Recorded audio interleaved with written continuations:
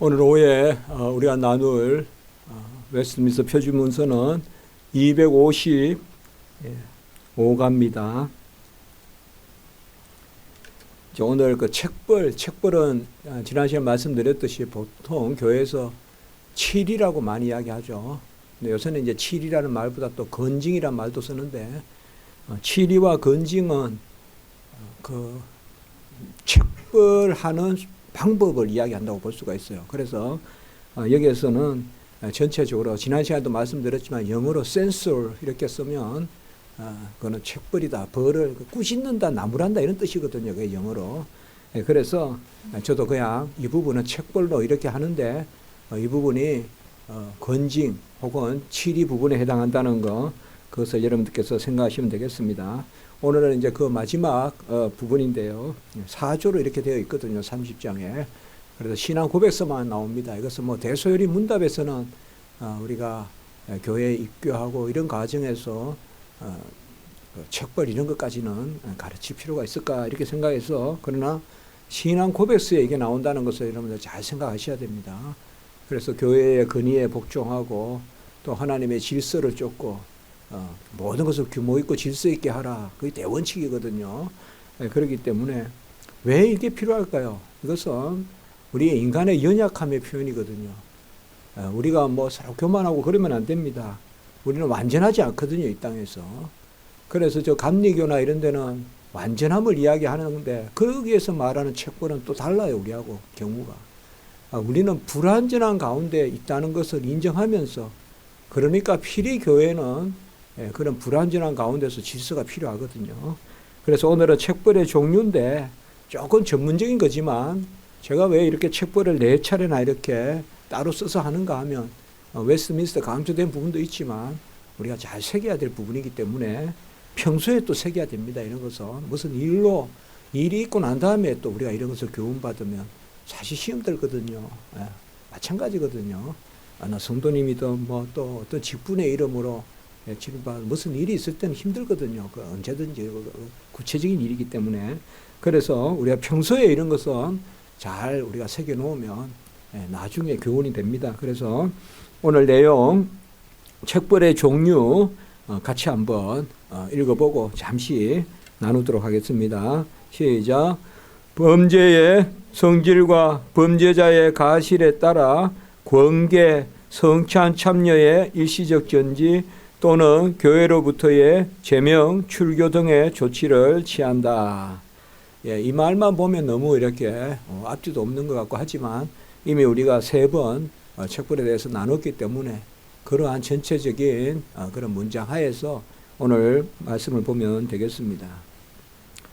교회의 범죄라는 것은 세상의 어떤 범죄하고 달리 그 기준이 하나님이 내려주신 말씀이 가장 중요한 기준이 됩니다. 그래서 하나님의 말씀에 어긋날 때 우리가 광의적으로 그 범죄를 이야기해야 됩니다. 일단은. 그렇기 때문에 세상 기준으로 해서 이게 뭐가 죄가 되냐 이렇게 말한다면 그것은 사실상 우리가 논하기가 어렵습니다. 그래서 교회에서 범죄를 하는 것은 말씀과 예배와 경건과 그런 것에 관계가 됩니다. 그래서 옛날에는 사실 예배 때 졸아도 계속 상습적으로 존다고 책벌한 경우도 있어요. 그러니까 옛날에는 우리나라에서도 그래요. 그리고 예배 늦는다고도 책벌하고 옛날에는 이게 좀 심했어요. 그래서 그러니까 옛날에는 조금 더 뭐라 그럴까 심했다기보다 좀 받는 쪽에도 그렇고 또 가하는 쪽에도 그렇고 좀 더 자연스럽다고나 할까요? 막 요새는 막 책벌이다 이러면 막 되게 막 그냥 뭐 이렇게 하는데 우리가 학교에 가면 우리 아이들이 늦으면 조금 혼도 내고 요새는 어떻게 하는지 모르겠는데 뭐 손도 들고 있게 하고 어쨌든 선생님이 아주 많이 혼을 내잖아요. 손바닥도 때리고 그렇게 하는데 그거 좀 늦었다고 또 그렇게 하고 또 좋다고도 또 손바닥도 내가 또 때리기도 하고 뭐 그런 개념으로 조금 수월한 개념으로 옛날에는 그러니까 이제 그게 알게 모르게 상당히 중요한 거예요. 그러니까 우리가 그런 비유를 이야기하거든요. 코끼리가 텐트를 넘길 때 바로 그냥 안 넘기고 코를 슬쩍 집어넣어서 서서히 자기 몸을 들여보내서 나중에는 그냥 코끼리 몸이 다 들어오면 텐트는 자연히 넘어간다.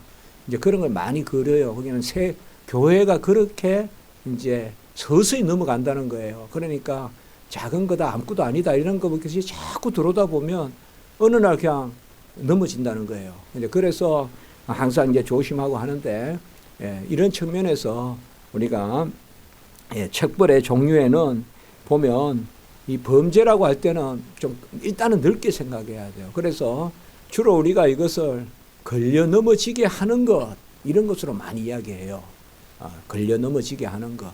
그래서 우리가 영어로 스캔달이라고 하고 라틴어 스캔달룸이라고 하는데 남을 걸려 넘어지게 하지 마라. 특별히 연약한 자를 걸려 넘어지게 하지 마라.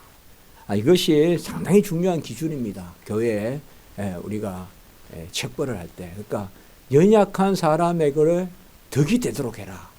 그러니까 연약한 사람을 걸려 넘어지지 않게 해라. 이렇게 우리가 중요한 기준을 줍니다. 특별히 주님도 그런 말씀을 하셨습니다.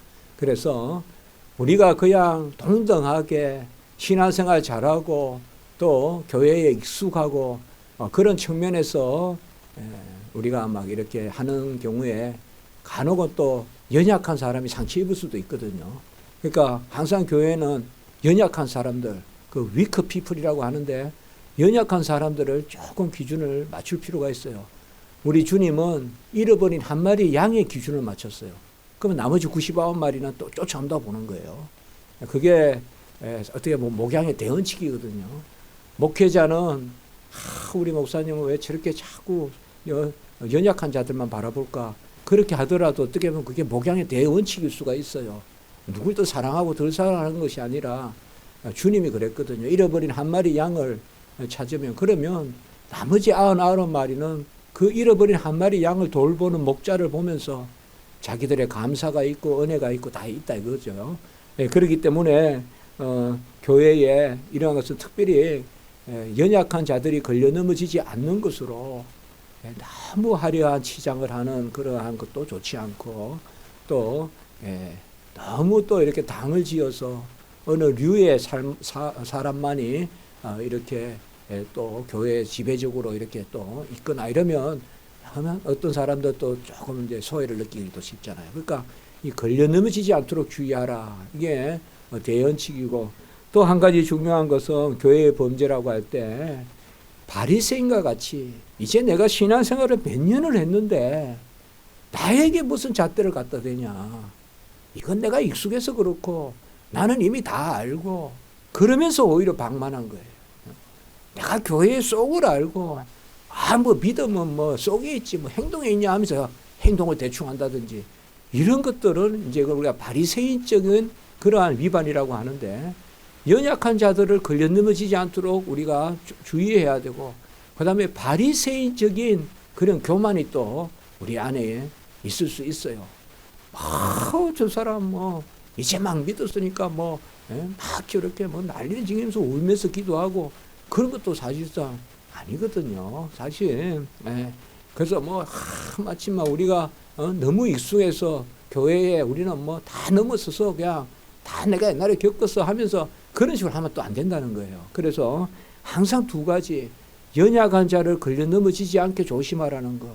그 다음에 내가 스스로 믿음이 있다라고 또 실족지 않도록 조심하라는 거. 이런 것들이 교회에서 말하는 소위 범죄예요. 그러니까 범죄란 말을 너무 막 거창하게 보지 말고 세상에 막 어떤 큰 형벌같이 그래 여기지 말고 우리가 신앙의 어떤 그러한 기준이 되는 거. 그런 범죄자의 가실에 따라서 권계라는 말은 권하고 충고하라는 거예요. 그러니까 여기 있는 거 그대로 썼습니다. 다른 형벌이 더 있을 수 있어요. 다른 건징의 지가 있어요. 뭐 어떤 면직, 뭐 출교도 있고 뭐 뒤에 나오지만은 그리고 또 여러 가지가 있을 수 있어요. 그러나 여기에 있는 거 이게 대원칙이에요. 권계라는 말은 권하고 충고하는데 이것은 사적인 것도 한두 차례 해봐야 되지만 그것을 듣지 않았을 때는 이제 공적으로 그렇게 건면하고 이제 충고하는 것을 이야기합니다. 그리고 성찬 참여의 일시적 전지인데 이거는 뭐 상당히 중요한 거거든요. 이 수찬 정지라고 하는데 성찬을 받는 것을 일시적으로 정지하는 것, 이것도 또 중요한 그러한 책벌 중에 하나입니다. 뭐 요새도 우리가 이렇게 보면 그런데 주관적으로 판단하면 안 돼요, 여러분들. 너무 주관적으로 판단하면 안 되고 수찬 정지는 분명히 당회나 이런 데서 우리가 정식적인 절차를 거쳐서 그렇게 해야 됩니다. 전에 성찬할 때 말씀을 드렸지만 이러한 책벌이나 이런 게 아닌 이상 내가 좀 요새 삶이 좀 흐트러지고 그랬다고 해서 다만 나 요새 성찬 안 받겠다 그렇게 하지 마라 그랬죠. 제가 우리가 그렇게 나누었죠. 그래서 사실 성찬에 참여할 수 없다는 것은 이건 상당히 큰 거예요. 상당히 큰 거예요. 이것은 우리가 영적으로 뭐 성찬 참여 안 하면 되지, 뭐 설교만 들으면 되지, 그건 절대 잘못된 생각이에요. 절대 잘못된 생각이에요. 최소한 한 가지는 확실해요. 설교가 성찬보다 중요하다 그런 거는 절대 없어요, 여러분들. 다 중요한 거야. 예. 그리고 마지막에 교회로부터 제명, 출교 등도 있다. 예. 제명이나 출교된 성도는 같은 교단에서 다시 받아주는 것은 있을 수 없습니다, 사실. 그거는. 그래서 교회에서 임명을 하거나 이렇게 하는데 옮기는데 임명이 안 되기 때문에 이름을 옮길 수가 없기 때문에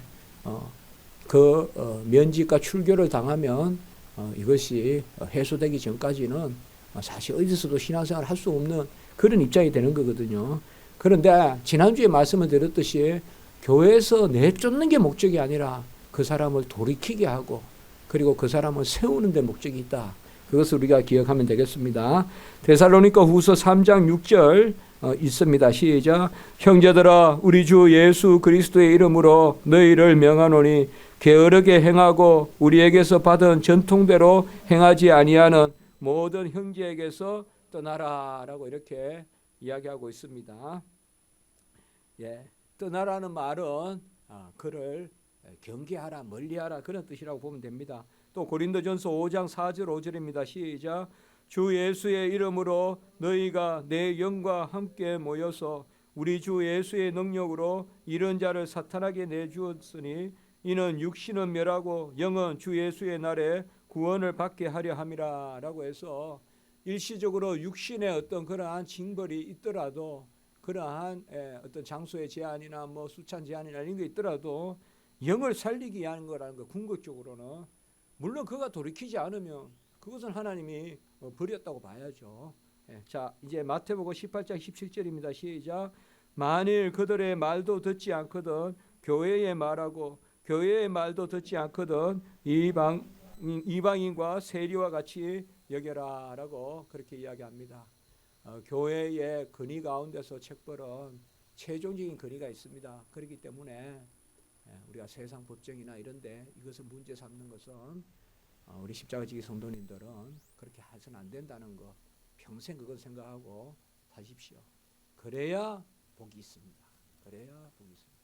부정한 종은 그렇게 생각합니다. 제 나름대로. 저도 법을 배웠지만은 세상법에는 교회 일로 세상법에는 의지하지 않는다. 신학 교수도 그래 마음 먹고 있습니다. 그래서 여러분들이 새기면 좋겠습니다.